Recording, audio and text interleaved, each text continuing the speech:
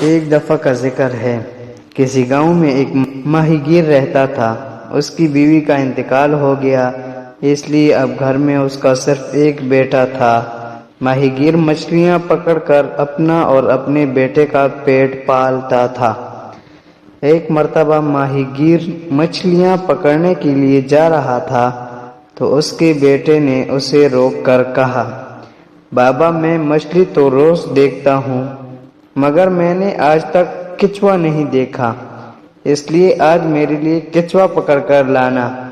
یہ سن کر ماہی گیر نے اپنے بیٹے سے کہا، میں کوشش کروں گا، جال میں کچھوا پھنس گیا تو ضرور لے آؤں گا ورنہ معذرت۔ ماہی گیر نے اپنے گھر سے نکل کر دریا کی طرف روانہ ہو گیا۔ دریا کے کنارے پہنچ کر اس نے اپنا جال ڈالا اور دریا میں پھینک دیا۔ کچھ دیر بعد جب اس نے جال واپس کھینچا تو اس میں کچھوا پھنسا ہوا تھا۔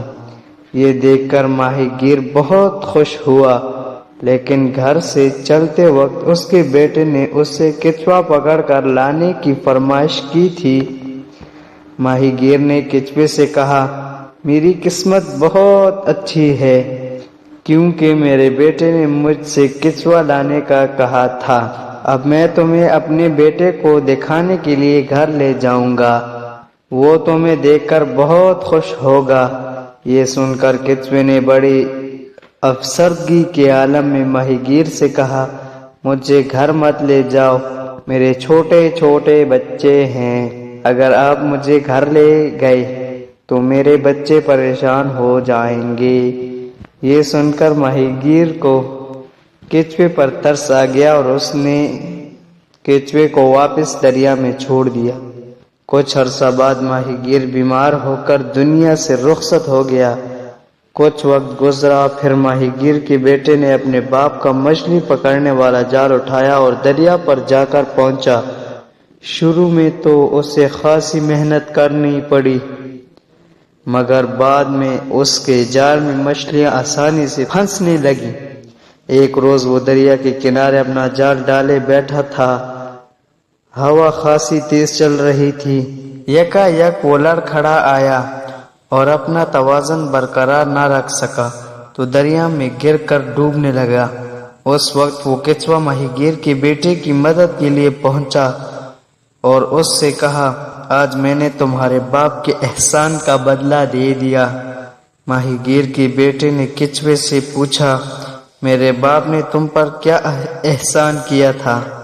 جواب میں کچھوے نے اسے پورا واقعہ سنایا اور کہا، اس طرح میں نے تمہاری جان بچا کر تمہارے باپ کا بدلہ اتار دیا ہے۔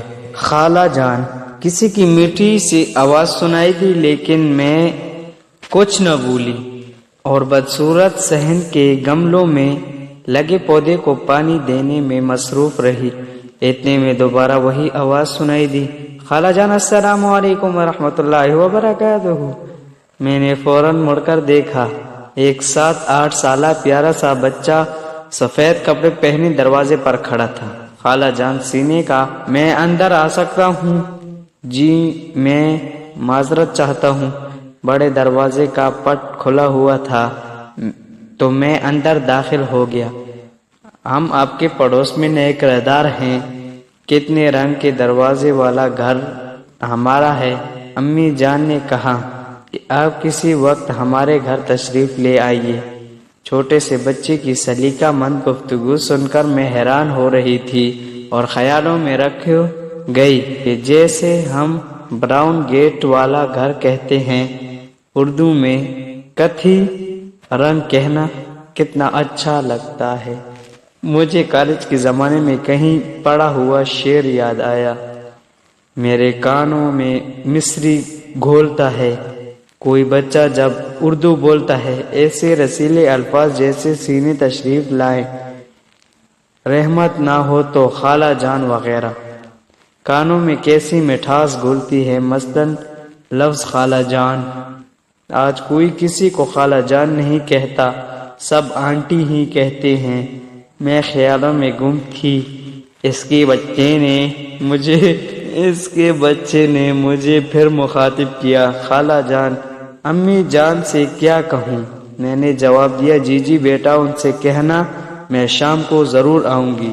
جی بہتر، اب میں چلتا ہوں خالہ جان۔ وہ سر جھکا کر سلام کرتا ہوا چلا گیا۔ میں شام کو ان کے گھر گئی۔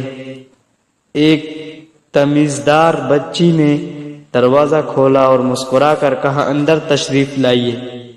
میں آگے بڑھ گئی۔ بچے کی والدہ اور دادی جان نے پرتپاک خیر مقدم کیا۔ ارے آئیے نا، آپ کا اپنا ہی گھر ہے، تشریف رکھیے۔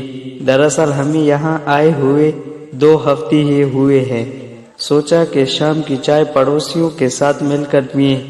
کہیں آپ کو کوئی مصروفیت تو نہیں ہے؟ میں نے جواب دیا، نہیں نہیں، بالکل نہیں۔ آپ نے اتنی اپنائیت سے بلایا، بہت بہت شکریہ۔ چھوٹے بچے بھی اسی انداز سے گفتگو کر رہے تھے۔ اب ہماری پنسل واپس کر دیجئے، ورنہ ہم بابا جان سے آپ کی شکایت کر دیں گے۔ سلیقے سے ہواؤں میں جو خوشبو کھول سکتی ہے۔ ابھی کچھ لوگ باقی ہیں اور اردو بول سکتے ہیں۔